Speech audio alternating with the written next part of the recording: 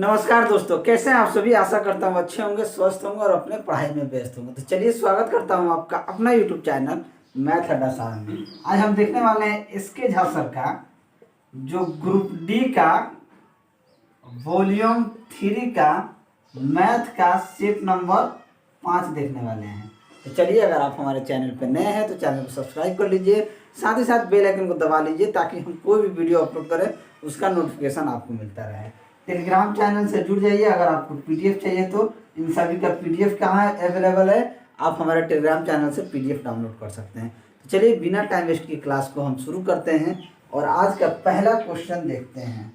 आज का पहला क्वेश्चन जो है हम उसको शुरू करते हैं। तो सबसे पहले इसको हम मिटा दें और आज का पहला जो क्वेश्चन है उसको देख लीजिए। पहला क्वेश्चन कह रहा है, यहाँ आपको स्क्रीन पे दिखेगा 5 गुना 1/6 गुना 4 पूर्णांक 3/8 भागा 2 पूर्णांक 1/8 का मान क्या होगा। यही सिंप्लीफिकेशन का क्वेश्चन बहुत ईजी है, कुछ नहीं कीजिए। 5 36 31/6 हो जाएगा, गुना 8 चौक 32 3 35/8 हो जाएगा। ये भागा है तो इसको गुना कर दीजिए। 8 दूना 16 17/8 यानी कि 8/17 कर दीजिए। 8 से 8 खत्म, काम खत्म। ठीक है, चलिए, जब यहाँ कुछ कटने वाला नहीं है तो सिंपल से क्या करेंगे, गुना कर देंगे। तो हम देखेंगे 35 तियाँ 105 और 35 से कम 35 यानी कि कितना हो जाएगा 5 5 तिना 1085 आपका हो जाएगा ऊपर में। और 17 छक्के कितना हो जाता है, 17 छक्के 102 यानी कि 1085/102। 102 नीचे किसका है, 2 का है। तो 1020 और 65 यानी कि कह सकते हैं कि 10 पूर्णांक 65/102 हमारा आंसर हो जाएगा, जो कि ऑप्शन डी में है। तो ऑप्शन डी क्या हो जाएगा, आपका सही आंसर हो जाएगा। अगला क्वेश्चन देखते हैं, क्वेश्चन नंबर 2। क्वेश्चन नंबर 2 है, लेकिन इस सेट में सीरियल नंबर है। अगर वीडियो आपको अच्छा लगे तो लाइक कीजिएगा, सपोर्ट कीजिए। मैं ऐसे ही वीडियो लेकर आपके सभी के सामने हाजिर होता हूँ। क्वेश्चन कह रहा है कि 3 के पावर x प्लस 27 के पावर 3 माइनस x बराबर 12 हो तो हमसे पूछ रहा है कि x का मान क्या होगा। अब देखिए यहाँ पे क्या है, 3 के पावर x को अगर हम p मान लें या कुछ भी मान लें, p मान लें, तो यहाँ 3 के पावर माइनस x क्या हो जाएगा, ये 1/3x होगा। बात को समझिएगा, 3 के पावर माइनस x का मतलब हो गया कि 1/3x। अब इस 3x को p मान लिए तो ये 27/p हो जाएगा। 27/p हो जाएगा, क्या हो जाएगा 27/p का मान कितना हो जाएगा 12। अब इसका एलसीएम करेंगे तो ये हो जाएगा p² प्लस 27 में p बराबर 12। अब p इधर जाके गुना हो जाएगा तो p² प्लस 27 बराबर 12p। अब इसको इधर लेके आ जाएगा तो क्या हो जाएगा p² माइनस का 12p प्लस 27 बराबर 0। अब इसका गुणनखंड 9 3 27 होता है तो उसके हिसाब से कर देंगे। p² minus 9p minus 3p plus 27 बराबर क्या हो जाएगा 0। p यहाँ से कॉमन लेंगे तो क्या हो जाएगा 9 माइनस p माइनस 9 और यहाँ से 3 कॉमन लेंगे तो ये हो जाएगा p माइनस 9 बराबर 0। यानी कि p माइनस 9 और p माइनस 3 का मान क्या हो जाएगा 0। यहाँ से कह सकते हैं p का मान क्या होगा, एक बार तो 9 होगा, एक बार 3 होगा p का मान। अगर 3x के पावर p है तो p का मान एक बार 9 के बराबर करेंगे तो 9 के बराबर यानी कि 3 का स्क्वायर। तो ये बेस समान होता है तो घात क्या हो जाता है, वो बराबर हो जाता है। तो यहाँ से x का मान क्या आ जाएगा, 2 आ जाएगा। अगर हम 3x बराबर हम 3 रखेंगे तो 3 के पावर क्या हो जाएगा 1 हो जाएगा। तो यहाँ से x का मान क्या हो जाएगा 1 हो जाएगा। यानी कि यहाँ x का मान 1 या 2 दोनों में से कोई होगा, 1 या 2। तो ऑप्शन सी क्या हो जाएगा, आपका सही आंसर हो जाएगा। आशा करता हूँ ये चीज आपको अच्छे से समझ में आ गया होगा। अगला क्वेश्चन देखते हैं, क्वेश्चन नंबर 3। क्वेश्चन नंबर 3 जो है ये त्रिकोणमिति का प्रश्न है। देखिए क्वेश्चन कह रहा है कि 2 sin 68 डिग्री बट्टा cos 22 degree minus 2/5 cot 15 degree बट्टा tan 75 डिग्री माइनस का 3 गुना tan 45 degree into tan 20 degree into tan 40 degree into tan 50 degree into tan 70 degree बट्टे में क्या दिया है बट्टे में दिया है 5। देखिए साइन 68 कॉस 22, साइन कॉस एक जगह, टैन कॉट एक जगह रहता है, बात को समझिएगा। इन दोनों का योग अगर 90 डिग्री हो जाता है तो उसका मान क्या हो जाता है, 1 हो जाता है। कुछ नहीं करना है, ये क्या हो जाएगा 2 गुना 1 माइनस 2/5 गुना क्या हो जाएगा कॉट 15 डिग्री टैन 15 डिग्री, दोनों को जोड़ दीजिएगा, मान क्या हो जाएगा 90 डिग्री, तो इसका भी मान 1 हो जाएगा। माइनस 3/5 यहाँ पे 3 यहाँ 5 यहाँ है, टैन 45 डिग्री का मान क्या होता है 1 होता है, तो यहाँ पे ये हो जाए 1। टैन 20 डिग्री टैन 70 डिग्री मान क्या हो जाएगा 1, टैन 40 और टैन 50 ये क्या मान हो जाएगा 1। काम खत्म, अब सॉल्व कर लीजिए।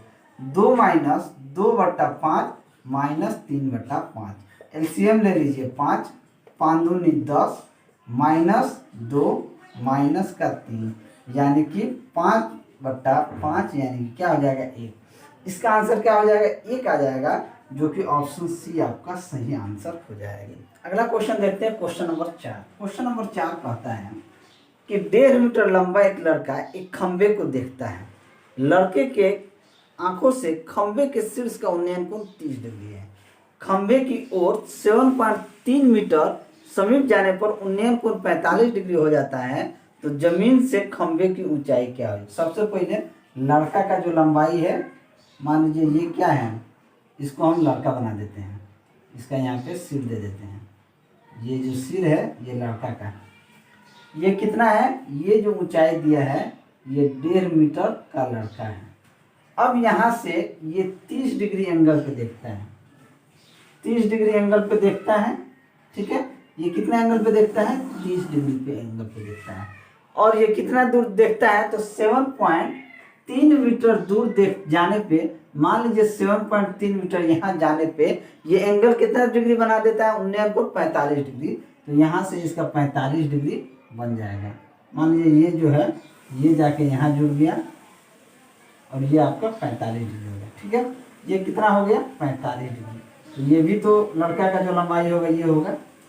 अगर हम मान लें इस वाले वैल्यू को, अगर इसका दूरी x है और ये हमारा क्या होगा ऊंचाई होगा, बात समझिएगा। तो ये ऊंचाई और ये पूरा ऊंचाई हमको ज्ञात करना है। तो ये तो 1.5 मीटर जो है लड़का का ऊंचाई हमको ज्ञात है, सिर्फ यहाँ से लेके यहाँ तक का ऊंचाई हम निकाल देंगे तो हमारा आंसर आ जाएगा। अब देखिए इस तरह के प्रश्न में हम 2 तरीके से पढ़ते हैं। अगर देखिए क्या होता है, ये होता है 45 डिग्री। जब ये कोण एक समकोण त्रिभुज में अगर एक कोण 45 डिग्री होगा तो दूसरा कोण भी 45 डिग्री होगा, तो ये 90 डिग्री होगा। तो इसके सामने का वैल्यू क्या होता है 1 होता है और इसके सामने का वैल्यू a, यानी अगर इसके सामने का वैल्यू a हो, इसके सामने का वैल्यू भी क्या हो जाएगा a होगा। लेकिन ये चीज़ जो है यहाँ नहीं फॉलो होता है। अगर ये एंगल 30 डिग्री है तो ये आपका 60 डिग्री होगा। 30 डिग्री के सामने अगर a होता है तो 60 डिग्री के सामने क्या होता है a√3 होता है। बात को समझिएगा, ये इसलिए बता रहा हूँ ताकि इसको समझने में आपको आसानी होगी। 30 डिग्री के सामने a होता है तो 60 डिग्री के सामने क्या होता है a√3 होता है। अब देखिए पहला चीज हमको ये वैल्यू दिया है, हम 45 डिग्री को पकड़ते हैं। अगर हम इसे कुछ नाम देना चाहें तो दे सकते हैं, ये a है, ये b है, ये c है और ये d है। अगर हम त्रिभुज ADC देखें, मान लीजिए त्रिभुज ADC ये वाला त्रिभुज है। अगर इसका ऊंचाई अगर ये x है, अगर ये h है, अगर ये h है तो ये x है, यानी कि हम कह सकते हैं h बराबर x या x बराबर h होगा इस वाले में। अगर हम ये बड़ा वाला त्रिभुज ले लें, त्रिभुज ABC ले लें, अगर त्रिभुज ABC में लेते हैं तो त्रिभुज ABC में देखा जाए तो ABC में ये तो पूरा आ गया।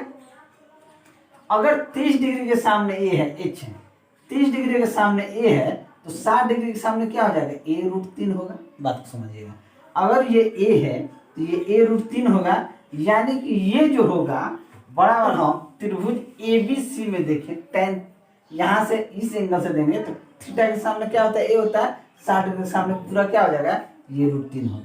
अगर हम त्रिभुज ABC में देख लें, त्रिभुज ABC में अगर आप tan 30 डिग्री के विमान से लिखते हैं तो tan 30 डिग्री का क्या होता है लंब बट्टा आधार, ये टोटल संख्या तो क्या हो जाएगा h बट्टा 7.3 प्लस x होगा, क्या हो जाएगा 7.3 प्लस x। लेकिन यहाँ देखिए x बराबर h है, तो यहाँ x के जगह पे हम क्या लिख सकते हैं, h को लिख सकते हैं। अब 33 डिग्री का मान क्या होता है, 1/√3 होता है, तो आप यहाँ से डायरेक्ट भी निकाल सकते हैं। अब ये 7.3h बराबर √3 का वैल्यू क्या होता है 1.7, तो यहाँ आ जाएगा 1.7h, यानी कि 7.3 प्लस h यहाँ है 7.3 प्लस h बराबर 1.7h। तो h का मान निकाल सकते हैं, h को उधर भेज सकते हैं, तो 7.3 बराबर 1.7h माइनस का h, यानी कि 7.3 बराबर 1.7 में से h जाएगा, कितना हो जाएगा 0.78। तो यहाँ से h का संख्या निकाल सकते हैं 7.3 बट्टा 0.7, दोनों में ऊपर नीचे 10 से गुना कर देंगे तो ये 73 हो जाएगा और ये आपका 7 हो जाएगा। 10 दहा 70, यानी कि 10 पॉइंट, ये 30 हो जाएगा, 7 चौक 28, 10.4 मान लीजिए, क्या हो जाएगा 10.4 के आसपास आ जाएगा, 7 चौक 28, फिर आपका आएगा 20, 70 का 7 दूनी 14, यानी 10.4 मान लीजिए। अगर इस वाले का संख्या 10.4 आ गया और उसका संख्या कितना है 1.5 आ गया, तो कह सकते हैं कि 11.9 मीटर ये क्या होगा, लंबाई होगा उसका 11.9 मीटर। 11.9 मीटर, 9 मीटर नहीं दिया है तो ये क्या दिया है साढ़े, यानी इसको 10 ही मान ले रहा है, क्या 7×70, यानी कि इसका आंसर क्या हो जाएगा 11.5 मीटर के आसपास। तो ऑप्शन सी क्या हो जाएगा आपका सही आंसर हो जाएगा। चलिए अगला क्वेश्चन देखते हैं, क्वेश्चन नंबर 5। क्वेश्चन नंबर 5 और इसमें क्वेश्चन नंबर 7 में 18 दिया है कि एक त्रिभुज एबीसी में समकोण बी पर है, एबीसी है समकोण बी पर है, मान लीजिए ये ए है, ये बी है और ये सी है, ये समकोण पे है बी। बीसी बराबर 15 सेंटीमीटर, बीसी का मान कितना है 15 सेंटीमीटर, और AB बराबर 8 सेंटीमीटर, AB कितना है 8 सेंटीमीटर। यदि त्रिभुज एबीसी का परिवृत्त बनाया गया हो तो वृत्त की त्रिज्या क्या होगा, इसके अंदर एक वृत्त को बनाया गया हो, इसके अंदर एक वृत्त को बनाया गया हो, इसका क्या कह रहा है कि परिवृत्त की त्रिज्या पूछ रहा है, बहुत इजी है। अगर आप ट्रिपलेट जानते होंगे, ट्रिपलेट तो जानते हैं 8, 15, 17 होता है, या आप निकाल भी सकते हैं। अगर हम कहें कि समकोण त्रिभुज में AC निकालना है तो कौन निकालना है, तो आप कहिएगा कि कौन का स्क्वायर क्या होता है बराबर लंब का स्क्वायर प्लस आधार का स्क्वायर, जो कि आप यहाँ से निकाल सकते हैं। 8, 15, 17 होता है, अगर ये 8 होगा, एक 15 होगा, तो ये आपका 17 होगा, निकाल सकते हैं आप, ठीक है। चलिए निकाल भी सकते हैं। 15 का स्क्वायर कितना होता है 225, 8 8 64, 5 4 9, 6 2 8, 289 का रूट कर दीजिए, 17 आ जाएगा, ठीक है। अब देखिए त्रिभुज एबीसी का क्षेत्रफल निकालने को बोला जाए, एबीसी का क्षेत्रफल तो क्या हो जाएगा 1/2 आधार गुना ऊंचाई, यानी कि 8 गुना 15 कर सकते हैं, 2 चौके 8, 15 चौके 60 सेंटीमीटर स्क्वायर हो गया। अब इसका अर्ध परिमाप की बात की जाए, यहाँ क्या देखेंगे समकोण त्रिभुज का अर्ध परिमाप देखेंगे, अर्ध परिमाप क्या हो जाएगा 8, यानी कि ये एस होता है 8 प्लस 15 प्लस 17/2, यानी 8 15 23 17 कितना हो जाएगा 40, 40/2 यानी कि 20। जब अर्ध परिमाप हमारे पास आ गया तो त्रिभुज का त्रिज्या की बात की जाए, यानी वृत्त की त्रिज्या, इस वृत्त की त्रिज्या की बात की जाए तो क्या हो जाएगा त्रिभुज का क्षेत्रफल बट्टा अर्ध परिमाप, क्या हो जाएगा त्रिभुज का क्षेत्रफल बट्टा अर्ध परिमाप। क्षेत्रफल कितना है 60, अर्ध परिमाप 20, यानी कि त्रिज्या कितनी हो जाएगी 3 सेंटीमीटर। क्या हो जाएगा त्रिज्या 3 सेंटीमीटर। तो ऑप्शन बी जो होगा ये क्या हो जाएगा आपका सही आंसर। अगला क्वेश्चन देखते हैं, क्वेश्चन नंबर 6।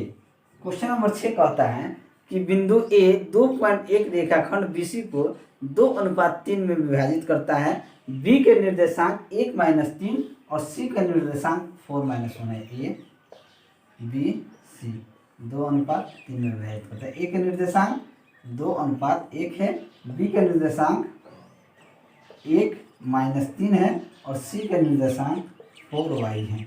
ये आपका x1, ये आपका y1, ये आपका x2, ये आपका y2।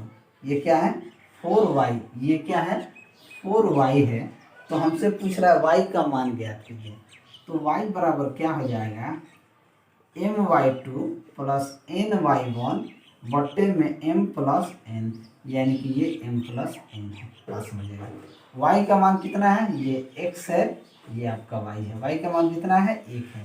तो 1 बराबर m, यानी कि 2 गुना y2 कितना है, y2 आपका y है, y प्लस n यानी कि 3 गुना y1 कितना है, माइनस का 3 है, बट्टे में m प्लस y यानी कि 2 प्लस 3, काम खत्म।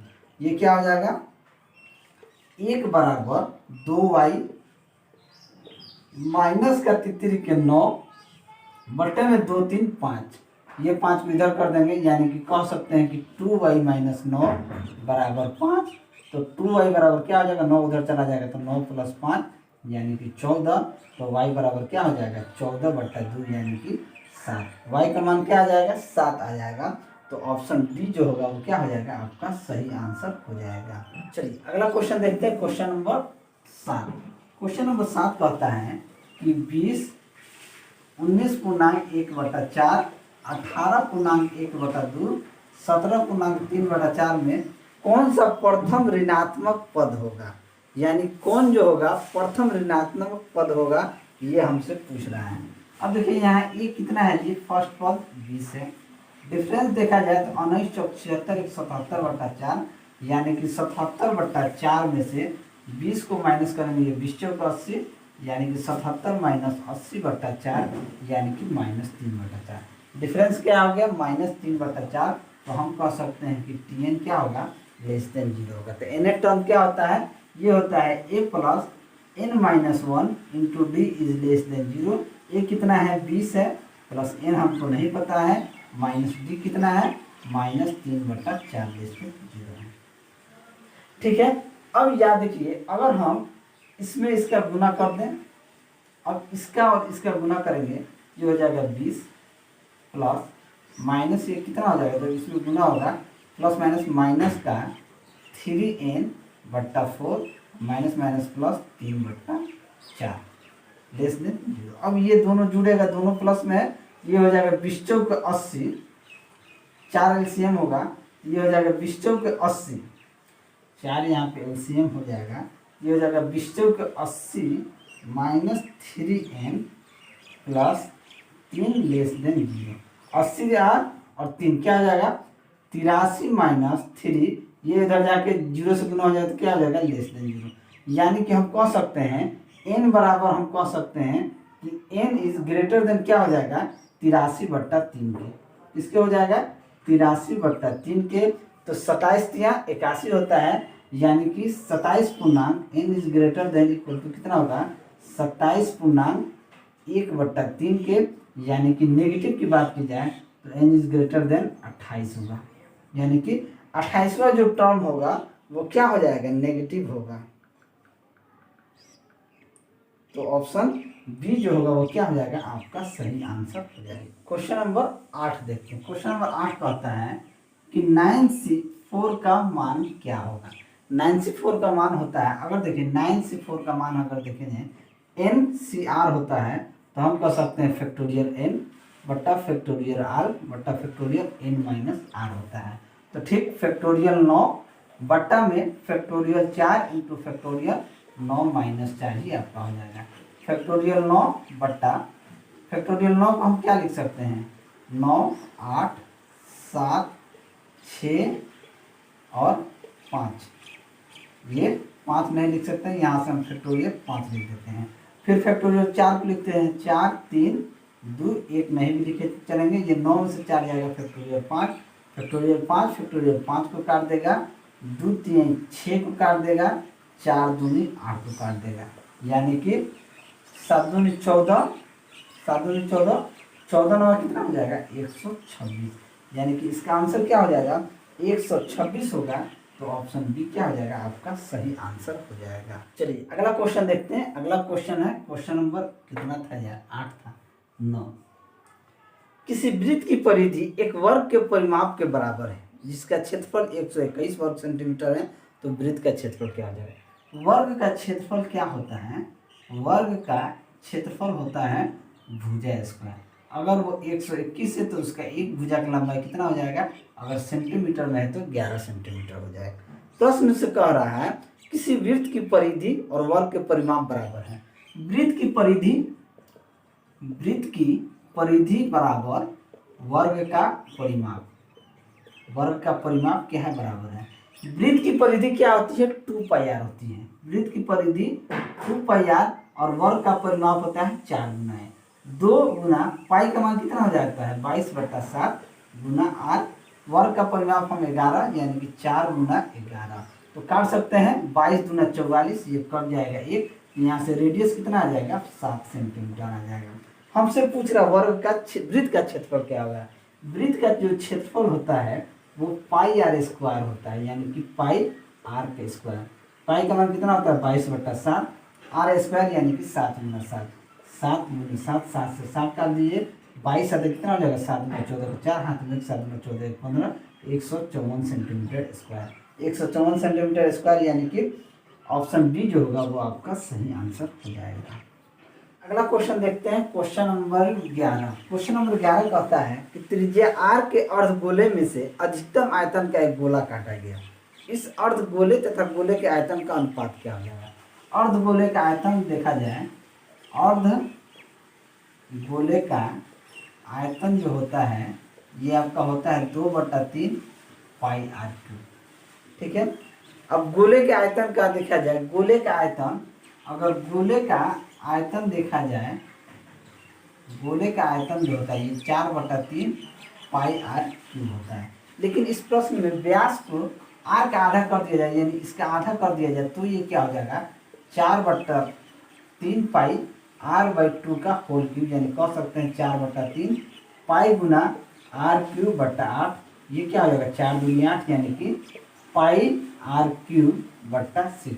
अब इन दोनों का अनुपात निकाल देना है। अनुपात क्या हो जाएगा, 2/3 πr³/6। πr³ से πr³ कट गया, ये आपका नीचे चला जाएगा, तो ये क्या हो जाएगा, कह सकते हैं 2/3 गुना 6/1। 3 दूनी 6 यानी 2 दूनी 4, 4/1 यानी कि कह सकते हैं कि 4:1 हो जाएगा। इसका अनुपात क्या हो जाएगा, 4:1, जो कि ऑप्शन बी आपका क्या हो जाएगा, सही आंसर हो जाएगा। चलिए अगला क्वेश्चन देखते हैं, क्वेश्चन नंबर 12। क्वेश्चन नंबर 12 कहता है कि एक व्यापारी के पास 50 किलो चीनी है, जिसमें से वो कुछ भाग 8% लाभ पर तथा शेष भाग 18% लाभ पर बेचता है। उसे पूरे पे 14% का लाभ होता है, तो 18% लाभ पर बेचे गए मात्रा का पता करना है। देखिए एलिगेशन मेथड लगा दीजिए। ओवरऑल इसे कितना परसेंट का लाभ चाहिए, 14% का लाभ चाहिए। 14% का लाभ चाहिए, दूसरे पे 8% हो रहा है, तीसरे पे 18% हो रहा है। बस खत्म कर दीजिए। 18 में से 14 जाएगा 4, 14 में से 8 गया 6, 2 दूनी 4, 2 3 6।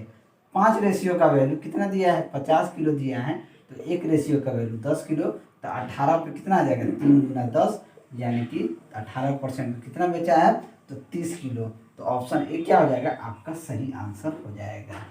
चलिए अगला क्वेश्चन देखते हैं, क्वेश्चन नंबर 13। क्वेश्चन नंबर 13 कहता है, नंबर ही भूल जा रहे क्या करें हमको, चलिए क्वेश्चन कर लेते हैं। कह रहा है कि 1 वर्ष पूर्व सानिका तथा गौरी का अनुपात का उम्र का अनुपात दिया है 3:4। ये 1 वर्ष पूर्व का है, 1 वर्ष पहले का है। फिर कह रहा है 1 वर्ष बाद, यानी कि 1 वर्ष बाद जो उम्र होगा वो 10 अनुपात कितना हो जा रहा है, 13 होगा। 1 वर्ष पहले 1 वर्ष बाद, इन दोनों के बीच में कितना का अंतर हो जाएगा, 2 साल का, यानी कि 2 साल का अंतर। कुछ नहीं करना, 13 3 39, 10 चौके 40, यानी कि 40 में से 39 जाएगा। 1 रेशियो का वैल्यू कितना हो जाएगा, 13 दूनी 26, 10 दूना 20, 26 में से 20 जाएगा, यानी कि 6। 1 रेशियो का वैल्यू 6 आ गया, तो संख्या का उम्र कह रहा था 3 गुना 6 यानी कि 18 साल। अब एक वर्तमान का पूछ रहा है, तो 1 वर्ष बाद इसमें एक वर्ष ऐड कर देंगे, यानी कि एक वर्तमान, उसका उम्र क्या हो जाएगा, 19 वर्ष हो जाएगा। तो ऑप्शन डी जो होगा ये क्या हो जाएगा, आपका सही आंसर हो जाएगा। चलिए अगला क्वेश्चन देखते हैं। क्वेश्चन कह रहा है कि कोई धन 16 वर्ष में दुगना हो जाता है, तो वो 8 वर्ष में कितना गुना हो जाएगा। कुछ नहीं करना है, देखिए n1 - 1 बट्टा n2 - 1 बराबर t1 - t2। n1 क्या है, ये पहला गुना है, n2 क्या है, ये दूसरा गुना है। गुना गुनी पहला कितना, 16 वर्ष में दुगना हो जाता है, तो गुना हो जाता है दुगना, तो 2 - 1। n2 को हमको नहीं पता है, तो इसे लिख लेते हैं x - 1 बराबर T1 कितना है 16 वर्ष में। तो प्रश्न में पूछा है कि 8 वर्ष में कितना गुना हो जाएगा, तो बट्टे में 8 लिख दीजिए, 8 दूनी 16, 2 से ये गुना कर दीजिए, क्या हो जाएगा 2x - 1 बराबर 1, तो ये 2x - 2 बराबर 1, तो 2x बराबर ये चला जाएगा इधर तो 3 हो जाएगा, तो x का मान कितना हो जाएगा 3/2, यानी कि 3/2 वर्ष में ये क्या हो जाएगा, इतना वर्ष में गुना हो जाएगा, यानी इतना गुना हो जाएगा। तो हम कह सकते हैं 1/1/2 गुना हो जाएगा 8 वर्ष में। तो ऑप्शन बी जो है ये क्या हो जाएगा आपका सही आंसर हो जाएगा। अगला क्वेश्चन देखते हैं कि सुप्रीति और सुभाष एक काम को मिलकर 36 दिनों में कर सकते हैं। वे एक साथ मिलकर काम करना शुरू करते हैं, लेकिन काम समाप्त होने से 12 दिन पहले सुप्रीति को काम छोड़ना पड़ता है और इसलिए काम समाप्त होने में कुल 45 दिन लगते हैं। तो सुप्रीति अकेले उस काम को कितना दिन में कर पाएंगे। अब देखिए सबसे पहले क्या करना होगा, इन सुप्रीति और सुभाष का क्या हमको निकालना होगा, इफिशियंसी निकालना होगा। क्या निकालना होगा, इफिशियंसी। अगर हम कहें कि सुप्रीति है, सुप्रीति की बात की जाए, इसकी क्षमता हम कैसे निकालेंगे, 36 दिन में ये दोनों काम करने के लिए एग्री हुआ। 12 दिन पहले सुप्रीति क्या है, काम छोड़ के चली गई, 12 दिन पहले काम छोड़ के चली गई, जो कि काम कितना दिन में समाप्त हो गया, 45 दिन में। 45 दिन में इसलिए काम समाप्त करने में 45 दिन लगे, ये सुप्रीति का हो गया। अगर सुभाष की बात की जाए तो सुभाष का देखा जाए तो 45 दिन में काम समाप्त होना था और ये 36 दिन काम किया है सुभाष। तो ये कितना दिन काम, 36 से 48 में से 45 जाएगा, यानी कि सुप्रीति गुना 3 बराबर सुभाष, 45 में से 36 जाएगा, कितना हो जाएगा 9। अगर हम देखेंगे कि सुप्रीति और सुभाष का सुभाष का अनुपात देखेंगे तो ये हो जाएगा 9/3, यानी कि तितरी का 9, 3/1। बात को समझिएगा, यानी कि सुप्रीति का एफिशिएंसी 3 होगा और सुभाष का 1 होगा। यानी अगर हमसे पूछा जाए, अब पूछा जा रहा है कि सुप्रीति अकेले इस कार्य को कितने दिन में समाप्त करेगी, यानी कि सुप्रीति जो है ये काम कितने दिन में करेगी। 4 के एफिशिएंसी से ये लोग काम 36 दिन तक कंटिन्यू किया है, 4 के एफिशिएंसी से, फिर सुभाष छोड़ के चला गया है। अब उस काम को कौन समाप्त करेगी, तो सुप्रीति करेगी। तो सुप्रीति 3 के एफिशिएंसी से इस काम को कितना दिन में करेगी। 3 से 36 को काट दीजिए, 12 3 36, यानी डे कितना लग जाएगा, 12 चौके 48 दिन और लग जाएंगे। तो ऑप्शन डी जो होगा वो क्या हो जाएगा, आपका सही आंसर हो जाएगा। चलिए अगला प्रश्न है कि 360 मीटर लंबी एक रेलगाड़ी 45 किलोमीटर प्रति घंटा की गति से दौड़ती है। 140 मीटर लंबे पुल को पार करने में उससे कितना समय लगेगा। देखिए अगर मान लीजिए ये ट्रेन है, कितना 360 मीटर, मान लीजिए ये पुल है, ये कितना है 140 मीटर। तो देखिए ट्रेन जो पार करती है, ट्रेन वो तो अपना खुद की लंबाई भी पार करेगी, यानी कि ये तो 360 मीटर पार करेगी और ये 140 मीटर पुल भी पार करेगी। तो जो दूरी होता है ना, यानी कि जो डिस्टेंस होता है वो ट्रेन की लंबाई और प्लस प्लेटफॉर्म की लंबाई को जोड़ के होता है। तो ये क्या हो जाएगा, 6 4 10 के 0, हाथ में 1 3 1 4 1 5, यानी कि कुल दूरी कितनी हो जाएगी 500 मीटर। ठीक है। अब प्रश्न कह रहा है कि जो इसका स्पीड है, यानी कि चाल जो है 45 किलोमीटर प्रति घंटा है, 45 किलोमीटर प्रति घंटा है और यहाँ मीटर में दिया है। इसका मतलब है कि किलोमीटर को मीटर पर सेकंड में बदलने के लिए हम क्या करते हैं, 5/18 से गुना करते हैं। गुना कर दीजिए, 3 6 18, 3 5 15, फिर काट दीजिए 3 दूनी 6, 3 5 15, यानी कि 25/2 मीटर पर सेकेंड। इसका क्या आ गया, चाल आ गया। तो हमसे समय पूछा है, समय बराबर दूरी बट्टा क्या हो जाएगा, डिस्टेंस अपॉन स्पीड हो जाएगा। दूरी कितना है 500 मीटर, चाल कितना है आपका 25/2, यानी कि ये 2 चीज़ कहाँ चला जाएगा, ऊपर हो जाएगा। तो 500 गुना 2/25, 25 दूना 50, 20 दूना 40, कितना समय लगेगा, 40 सेकंड समय लगेगा इस ट्रेन को, इस पुल को पार करने में 40 सेकेंड, तो ऑप्शन ए क्या हो जाएगा आपका सही आंसर हो जाएगा। चलिए अगला प्रश्न देखते हैं कि 60 किलोमीटर दूरी वाले जगहों से ए और बी एक साथ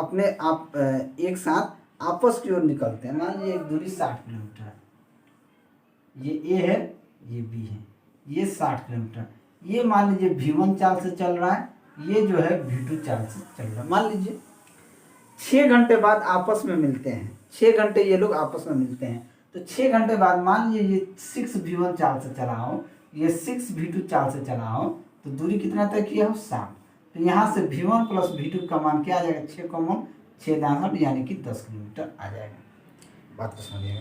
अब प्रश्न में कह रहा है यदि ए अपने गति के 2/3 गति से चले, ए जो है अपने गति से 2/3 गति से चले तो वो कितना समय में पहुंचता है 5 घंटे में आपस में मिल सकते हैं। यानी कि ये V1 चाल से चले तो, और ये जो है दुगनी चाल से V2 चले, दुगनी चाल से चले तो ये 5 घंटा में मिल सकते हैं। तो ए की गति ज्ञात करना है, डिस्टेंस कितना है, यानी कि या तो डिस्टेंस आपका 60 किलोमीटर है। अब देखिए 2 5 10, 10/3 V1 प्लस 10 V2 का मान अगर 60 है तो यहाँ से अगर एलसीएम लेंगे तो 3 हो जाएगा। ये क्या हो जाएगा 10 V1 प्लस 3 10 30 V2 बराबर 60। ये गुना हो जाएगा, उधर जाके क्या हो जाएगा 180 हो जाएगा।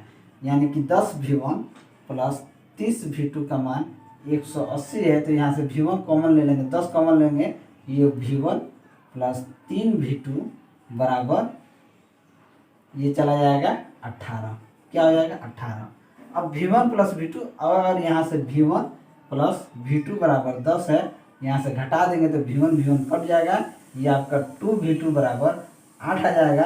तो V2 का चाल कितना आ जाएगा 4 किलोमीटर प्रति घंटा। अगर V2 का मान 4 है तो V1 का मान कितना हो जाएगा 6 ऑटोमेटिकली हो जाएगा, जो कि ऑप्शन बी आपका क्या हो जाएगा आपका सही आंसर हो जाएगा। चलिए अगला क्वेश्चन देखते हैं कि कंप्यूटर गेम में एक निर्माता एक दीवार को 12 घंटा में बना सकता है, जबकि एक विनाशक ऐसे दीवार को 12 घंटा में पूरी तरीके से नष्ट कर सकता है। तो निर्माता और विनाशक दोनों को शुरुआती स्तर पर काम करने के लिए सेट किया गया, लेकिन 12 घंटे बाद विनाशक को बाहर निकाल दिया गया था। तो दीवार को बनाने में कुल कितना समय लगा था।